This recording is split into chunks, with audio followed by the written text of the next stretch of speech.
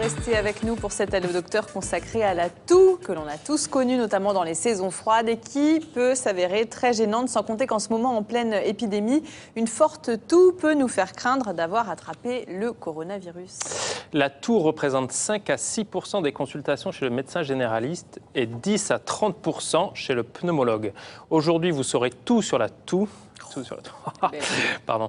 Qu'elle soit grasse ou sèche, chronique ou aiguë, que penser des sirops en vente libre en pharmacie? Quel rôle joue la pollution de l'air sur nos bronches? Quelles peuvent être les complications d'une bronchite? Pour en parler, on retrouve nos deux invités. En plateau avec nous, le docteur Gilles Gébrac. Bonjour. Bonjour. Vous êtes pneumologue. Et puis également avec nous par Skype, Marc Simonet. Bonjour. Bonjour madame. Avant d'écouter votre témoignage, on va commencer par un petit rappel anatomique, Antoine. Absolument. Alors, quand nous respirons, l'air rentre par les narines ou la bouche. Bravo Emma. Vous vouliez voir si je suivais. Donc l'air rentre par la bouche et les narines et va venir dans le larynx, la trachée, les deux bronches souches, les petites bronches qui se divisent, les bronchioles, etc., jusqu'à arriver dans les alvéoles, alvéoles pulmonaires. Donc là, il y en a quelques-unes de représentées. En réalité, il y en a beaucoup plus, bien évidemment. Et c'est au niveau de ces alvéoles que va y avoir cet échange gazeux entre l'air des poumons et le sang, donc sang qui va se recharger en oxygène et délester le dioxyde de carbone. Voilà. Alors on va regarder c'est tout ce que j'avais à dire. Non, c'est pas tout, vous restez là. C'est pas toujours. On va regarder d'un petit peu plus près la face interne des voies respiratoires, la partie qu'on appelle la muqueuse. Oui, la muqueuse, donc la peau du dedans, des poumons, on va dire simplement, où on a des cellules ciliées. Donc là, c'est une vue microscopique, bien entendu. Donc ça, ce sont des cellules avec des petits cils. Et là, on ne le voit pas. Par contre, ces cils, ils sont recouverts de mucus, un peu collant, une sorte de glu, qui va permettre de capter toutes les petites impuretés qu'il pourrait y avoir dans l'air, comme, je ne sais pas, du pollen ou des microparticules, etc. Et donc, ces cils, ils vont battre et ils vont permettre au mucus, donc chargé d'impuretés, de remonter, de faire le chemin inverse. C'est-à-dire de remonter depuis les bronchioles jusqu'aux bronches souches, jusqu'à la trachée, j'ai un manque du mot, larynx. Et au niveau du larynx, on va avoir des récepteurs très sensibles. Et quand ils vont sentir cette arrivée de mucus un peu sale, finalement, on va tousser pour expectorer, donc c'est utile, on va mettre le pas bon dehors.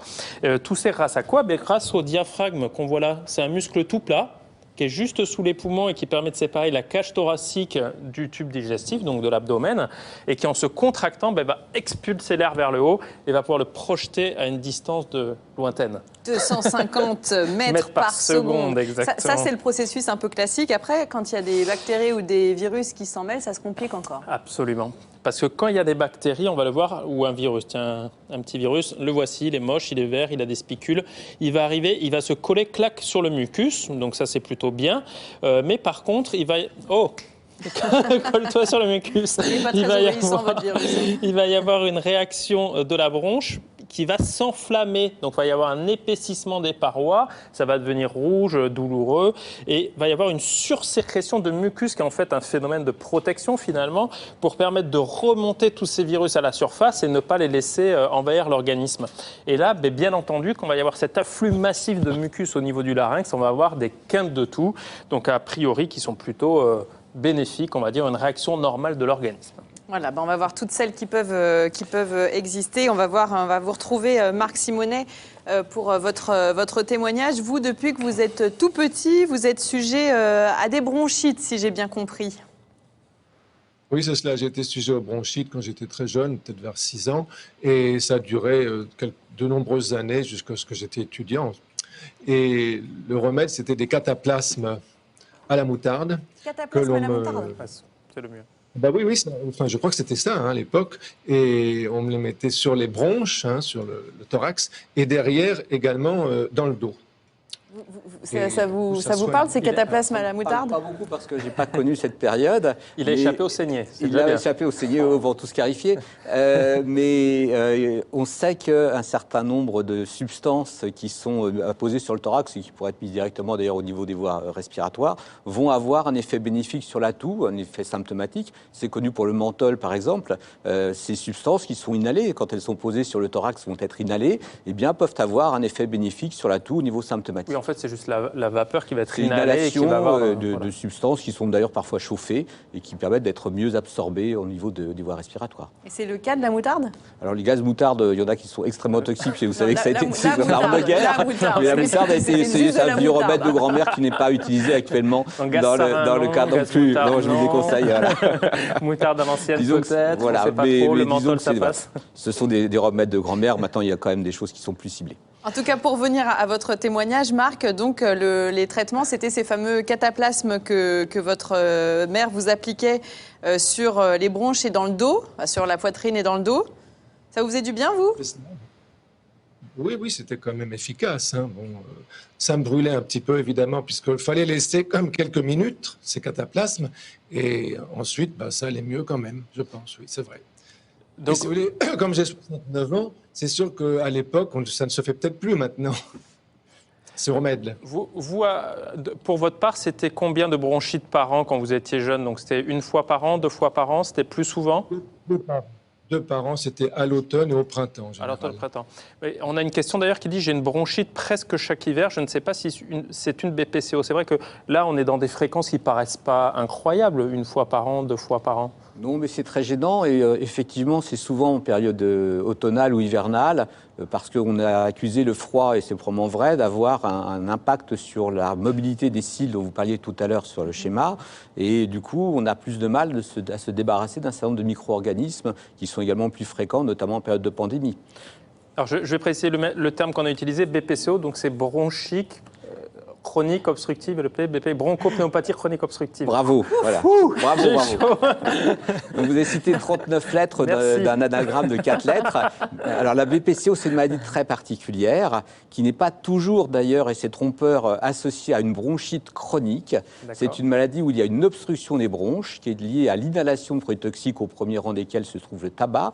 Mais on sait aussi que des éléments de la pollution professionnelle ou de l'environnement peuvent être en cause. Et cette maladie va entraîner finalement une diminution des flux respiratoires, donc une obstruction bronchique qui n'est pas totalement réversible habituellement, de sorte qu'on est dans une maladie à part, mais les termes sont mal choisis puisqu'on est hésitant entre les bronchites aiguës, les bronchites chroniques, qui sont en fait des bronchites qui se prolongent plusieurs mois par an pendant plusieurs années consécutives, et cette fameuse maladie qui est la BPCO, qui est une maladie obstructive qui est très intéressante. Là, ce qu'on comprend, c'est qu'entre les crises, les bronches ne fonctionnent jamais parfaitement bien. C'est bien ce que vous dites. C'est à peu près ça, c'est-à-dire que les bronches restent bouchées par tout un tas de mécanismes que je pourrais vous préciser, mais qui ne sont pas liés uniquement à la bronchite chronique.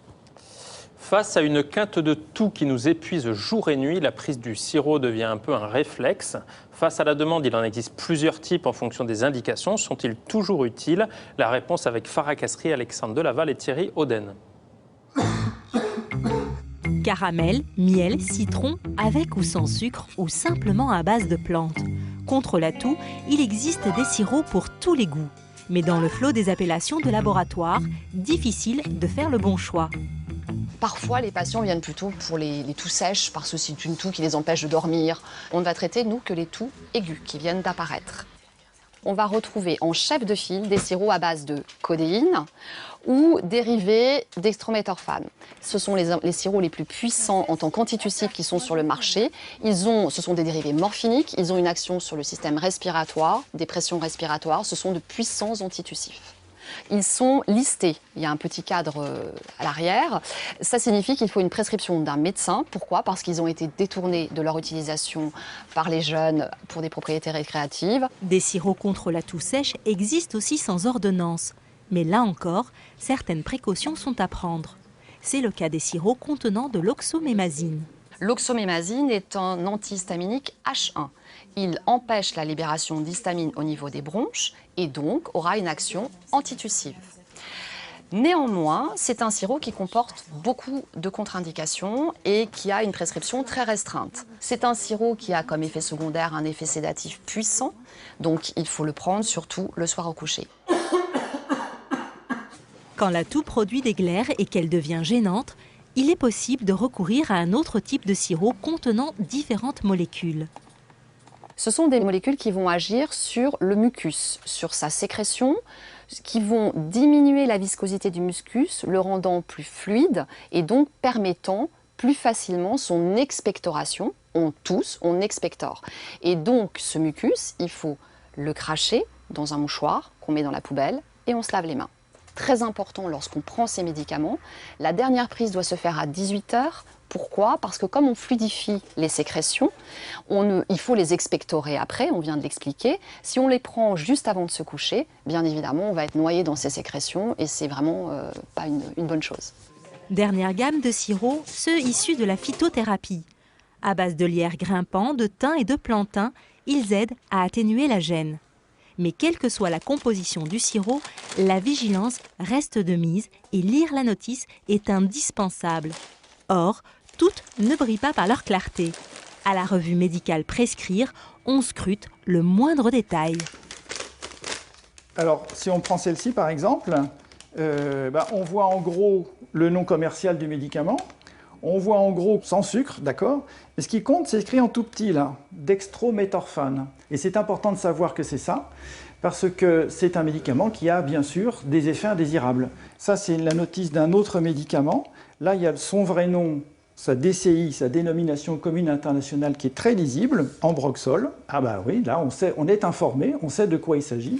Et le principal risque avec ce médicament, c'est d'ordre allergique. Et déjà, sur la première page, c'est noté. Et ensuite, quand on va dans les effets indésirables, ils sont bien listés et on voit qu'il y a rarement, mais parfois quand même, des allergies graves. Donc il faut vraiment peser le pour et le contre. Est-ce que vraiment ça vaut le coup d'en prendre? À notre avis, à prescrire, c'est pas souvent. Si malgré tout vous êtes adepte des sirops et que votre toux perdure plus d'une semaine, consultez votre médecin. Donc on sait que les antitussifs, en tout cas les médicaments contre la toux, ne sont pas tous inoffensifs. On a un téléspectateur qui nous demande, les expectorants et les fluidifiants sont-ils efficaces? Sont-ils au moins efficaces? Ils sont très certainement efficaces, mais comme vous le disiez, ils ont leurs propres effets secondaires et tout dépend de la toux que vous avez. À savoir qu'une toux sèche, eh bien, on n'expectore pas, donc essayer d'augmenter l'expectoration dans ces conditions-là n'est probablement pas très utile, et que expectorer ou fluidifier ces sécrétions, si on n'a pas la force de les expulser, aboutit à une sorte de noyade interne. Donc il faut probablement accompagner ces mesures de expectoration, enfin de fluidifiant, par éventuellement de la kinésithérapie, ou au moins savoir se débarrasser de ces sécrétions pour ne pas les accumuler. Marc Simonet, vous nous avez parlé des cataplasmes que vous aviez eu quand vous étiez petit. C'était une toux grasse dont vous faisiez l'objet. Est-ce que vous avez suivi des séances de kiné ou est-ce que vous avez pris d'autres traitements qui ont pu vous aider? Il y avait d'autres traitements, je voulais vous en parler. Ce sont les suppositoires à l'eucalyptine. Ça, c'était efficace également. Et c'était un second traitement en plus des cataplasmes, si vous voulez. Et puis après... Oui. C'est quoi? Pardon, juste une petite pause pour qu'on comprenne bien. C'est à base d'eucalyptus. Voilà, donc aussi, l'eucalyptus fait partie de ces substances qui ont ces aspects symptomatiques intéressants. C'est pour ça que le koala ne tousse pas. toujours beaucoup de valeur médicale dans tous ces propos. Je vois ça. Est-il vrai qu'il ne faut surtout pas bloquer une toux rase? C'est vrai, comme on l'a vu, une toux, ça peut être un mécanisme de protection, c'est-à-dire que le mucus va sortir à l'extérieur, les impuretés, les virus, etc. Donc finalement, on se dit intuitivement, si on le bloque, est-ce qu'on ne met pas en péril un système de défense de l'organisme? Je suis entièrement d'accord avec cette remarque. Merci. C'est-à-dire que bloquer une toux qui est un réflexe de défense fait pour vous permettre d'éliminer ce que vous avez dans les bronches, c'est quelque chose qui n'est pas souhaitable. Par contre, parfois, bloquer une toux très sèche qui peut avoir des conséquences sociales majeures peut être intéressante. Encore ne faut-il surtout ne pas rater l'origine de la toux. Bloquer un symptôme en laissant la maladie évoluer, c'est un véritable risque. Et de temps en temps, il faut faire un diagnostic de l'origine de la toux. Là, c'est très important ce que vous avez dit. D'une part, l'importance du diagnostic précis et d'autre part, évaluer le retentissement avant de traiter. Je voulais souligner cela. Vous avez la validation d'Antoine Piot, c'est quand même génial. Ça nous amène à la question suivante. Comment savoir si une bronchite est virale ou bactérienne? C'est très difficile. Disons que très habituellement, les bronchites virales sont de très courte durée. Les bronchites bactériennes sont les plus longues. Les bronchites virales sont les plus fréquentes dans la population générale, mais quand vous avez des atteintes respiratoires chroniques, vous avez plus de risques de bronchite bactérienne. Pourquoi est-ce que c'est intéressant de faire la différence? Parce qu'on sait que les virus sont inefficacement traités par les traitements que nous avons, sauf cas très particuliers, que les bronchites bactériennes peuvent relever d'un traitement antibiotique. Mais là encore, ce soit l'une ou l'autre, sur des terrains qui sont sains, les risques sont faibles. Par contre, quand vous avez une atteinte respiratoire, cardiaque ou autre chronique et vous faites une bronchite bactérienne, il y a une vraie indication à un traitement antibiotique, mais il est difficile de faire la différence uniquement sur les symptômes. Vous, Marc Simonet, vous avez vu la différence parce que c'est grâce aux antibiotiques que vous avez vu vos bronchites s'apaiser, se calmer. Avec l'âge, c'est vrai que je n'ai plus eu de bronchite. J'avais plus des rhinites chroniques, des apostéroïdes. Donc j'ai pris des antibiotiques. Et alors peut-être que quand je suis enrhumé, peut-être que je me soigne avant d'avoir une bronchite qui pourrait se déclencher. Donc c'est pour ça que je n'ai plus de bronchite maintenant. Mais peut-être si je ne prenais pas des médicaments en ayant une rhinite, peut-être que ça se transformerait en tout grasse. Ah oui. On a un témoignage de téléspectateur qui nous dit « Les cataplasmes à la moutarde existent encore, j'en utilise et ça me soulage énormément. » Donc on ne voulait pas dénigrer la moutarde ni l'eucalyptus, c'était juste de mauvaises blagues. Donc, comme vous le disiez, certaines bronchites doivent être traitées, certaines doivent être traitées par antibiotiques. Et c'est notamment plus souvent le cas chez les gens qui ont une bronchite chronique ou une BPCO. Alors, dans le cas de la BPCO, oui, certainement. Quand vous avez une bronchite qui peut exacerber les symptômes et amener à des insuffisances respiratoires, il faut avoir recours dans certaines conditions, c'est-à-dire quand l'expectoration est très sale, aux antibiotiques. Mais on a des cas où il s'agit de bronchites virales qui peuvent passer seules. Donc les recommandations, dans le cas de la BPCO en tout cas, relèvent de la clinique, c'est-à-dire le médecin doit quand même voir le patient et voir si les symptômes sont compatibles avec une infection bactérienne afin d'éviter d'utiliser des antibiotiques inutilement, ce qui n'est pas souvent très grave, mais ce qui expose quand même à des résistances et à d'autres complications. On a cette question d'Olivier. Le tabagisme a-t-il une incidence majeure ? Tout à fait. Le tabagisme a une incidence majeure. D'abord, on peut avoir une toux, étant une bronchite chronique qui est liée au tabac. Cette inhalation de tabac va entraîner des réflexes de toux qui sont des réflexes de défense. Et là encore, il faut éviter de les bloquer. Et la toux va pouvoir disparaître quand le tabagisme va être arrêté. Mais malheureusement, avec beaucoup de délais, il faut des mois d'attente. Les personnes qui vous disent « j'ai arrêté il y a 15 jours, je tousse encore », eh bien malheureusement, oui, c'est le cas, c'est normal. Il faut attendre plusieurs mois pour arriver à se défaire de ce réflexe. Mais il faut mieux arrêter de fumer, bien sûr. J'ai même l'impression qu'il y a des témoignages de gens qui, au moment où ils arrêtent de fumer, se mettent à tousser peut-être encore plus Alors, que pendant qu'ils fumaient. oui. Alors, l'explication qu'on donne, c'est que certaines substances du tabac vont inhiber le réflexe de toux. Et que du fait que vous allez arrêter le tabac, votre réflexe de toux va réapparaître. Mais c'est quelque part un bien, donc il faut le respecter. Il faut respecter ce délai d'attente et se dire que cette toux, elle est quelque part nécessaire. Je fais souvent la comparaison avec la personne qui met une main sur une plaque chauffante. Eh bien, on peut essayer d'anesthésier la main pour que on laisse la main sur la plaque chauffante, mais vous allez avoir des brûlures très graves. Donc, il vaut mieux essayer de la retirer. Et la toux, c'est un peu ça, c'est le retrait de la substance. Bien imagé, merci. J'ai eu la Covid il y a 4 mois et depuis, je tousse tout le temps. Que faire ? Nous demande un ou une téléspectatrice. Au-delà de 3 semaines, 1 mois, si la toux s'installe, on parle alors de toux chronique. Ce symptôme est très courant et représente près de 20% des consultations chez les pneumologues. C'est le cas de Christine, guérie du Covid. Elle peine à se débarrasser de ses quintes de toux. Rim Benhammer, Stéphane Gioviado et Emmanuel Msika l'ont suivi en consultation. Comment allez-vous ? Ah, vous toussez encore du coup. Ben ça va un peu mieux quand même. Non, c'est mieux. Si aujourd'hui l'état de Christine s'améliore, pendant des mois elle toussait sans arrêt. En mars, elle a été atteinte de la Covid. Elle guérit rapidement, pourtant sa toux ne disparaît pas et se transforme en une toux chronique qui lui gâche la vie. Tousser fatigue, tousser fait mal à la gorge, tousser fait mal à la longue. À la nuit, pour vous endormir, c'est très compliqué. Vous n'arrivez pas à dormir allongé correctement. Vous devez... je dormais avec des oreillers. Je prenais des antitussifs. Enfin, je faisais tout pour essayer d'arrêter cette toux. La toux va mieux, mais ce qui me gêne toujours, c'est ce chat dans la gorge. Ouais, on sent bien qu'effectivement, c'est pas parfait. Voilà. Mais vous arrivez à rire sans tousser, ce qui est déjà pas mal. C'est ça. Donc, on va regarder le scanner. Oui. Grâce à de nombreux examens, exploration fonctionnelle, scanner, fibroscopie, un diagnostic précis a pu être posé pour Christine. Un asthme provoqué par la Covid et qui explique cette toux persistante. Ouais. Votre scanner, finalement, il est plutôt joli.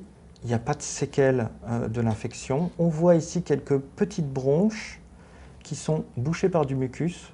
Donc, Le mucus, c'est ce que vous produisez avec votre asthme. Voilà. C'est ça. C'est ce qui vous remontait. ennuie. Voilà. Exactement.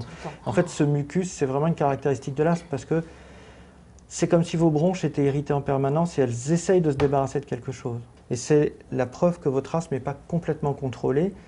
Le traitement pour l'asthme qui lui a été donné en mai a tout de même permis de réduire ses symptômes. Christine tousse moins et respire beaucoup mieux. Oui. Donc ça, c'est votre courbe de souffle. Et c'est pas mal, hein, parce que vous voyez ici en noir, là, c'est la courbe normale. Et vous voyez qu'en fait, vous êtes au-dessus de la moyenne. Hein. Sous traitement, vous êtes 30% au-dessus de la moyenne des gens. Donc ça, c'est déjà un point positif. Ça, c'est très très bien.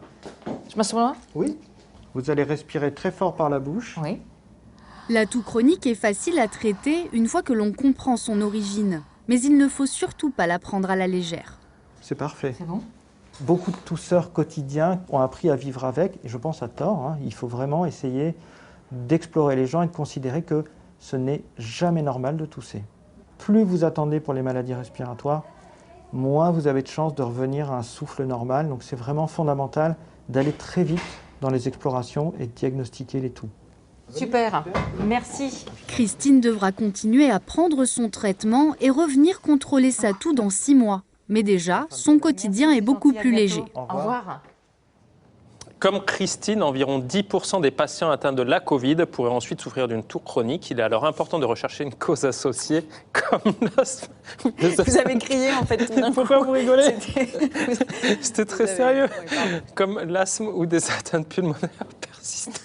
Vous avez, vous, dans vos consultations, des patients qui ont été touchés par la Covid et qui continuent à avoir ce genre de symptômes? Je suis issu d'un service où il y a beaucoup d'immunodéprimés. On évite de mélanger les gens qui ont le Covid avec les immunodéprimés. Donc on est moins gêné par ce type de consultation. Ce qui est clair, c'est que la Covid a malheureusement des retentissements respiratoires aussi bien au niveau vasculaire, pulmonaire, qu'au niveau alvéolaire. On a décrit des fibroses à la Covid, donc des pathologies qui ne sont pas facilement ou pas réversibles. Quant à l'asthme dont on vient de parler, oui, il y a probablement des hypersensibilités qui peuvent apparaître, d'où l'importance de garder bien le traitement qui est prescrit dans l'asthme pour éviter, comme le disait le docteur Tcherakian, une évolution vers une pathologie plus chronique. Et donc il peut y avoir des séquelles de la Covid qu'on connaît encore très mal finalement, et ça peut être aussi le révélateur de pathologies sous-jacentes qui étaient déjà présentes? C'est très vraisemblable, c'est très difficile de refaire l'histoire, mais il est très vraisemblable que des patients qui ne se sentaient pas atteints auparavant vont, à l'occasion de cette infection, développer des symptômes parce qu'ils vont faire une hypersensibilité à certains éléments. On a cette question d'Estelle. Quelle peut être la cause d'une toux chronique matinale qui dure depuis 8 mois avec expectoration jaunâtre sans autres symptômes particuliers?